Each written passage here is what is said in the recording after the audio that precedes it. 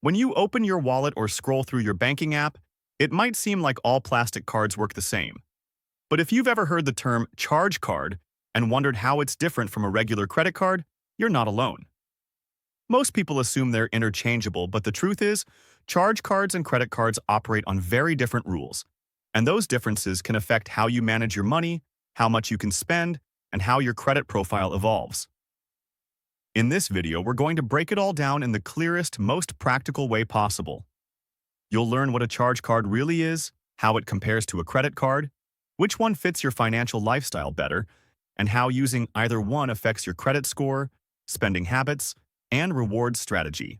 So don't skip a second, because by the end of this video, you'll have the clarity to choose the right tool for your wallet and avoid the common mistakes people make just because they didn't know the difference. And if you're serious about mastering your finances, make sure to hit that subscribe button right now so you never miss videos that make money management simple, smart, and stress-free. Let's get into it.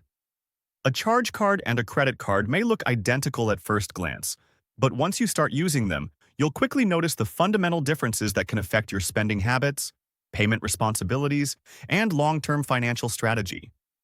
The main difference starts with how payments are structured. With a credit card, you're allowed to carry a balance from month to month. You can choose to pay the full balance, a partial amount, or the minimum required by the issuer. If you don't pay in full, you'll be charged interest on the remaining balance. This flexibility can be helpful in tight months, but it also opens the door to debt and high interest costs if you're not careful. In contrast, a charge card typically requires you to pay the entire balance in full each month. There is no option to carry a balance, and missing a payment could lead to serious consequences like penalties, a frozen account, or even cancellation of the card. This structure encourages more disciplined spending because you know that everything you charge must be paid off by the due date. That difference alone makes a charge card more suited for people with stable cash flow who want to avoid debt altogether. Now let's talk about spending limits.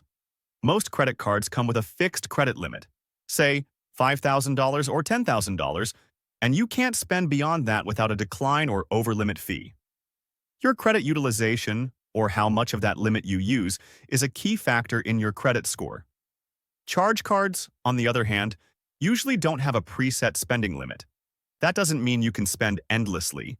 It means the limit is flexible and adjusts based on your spending patterns, payment history, income, and other factors.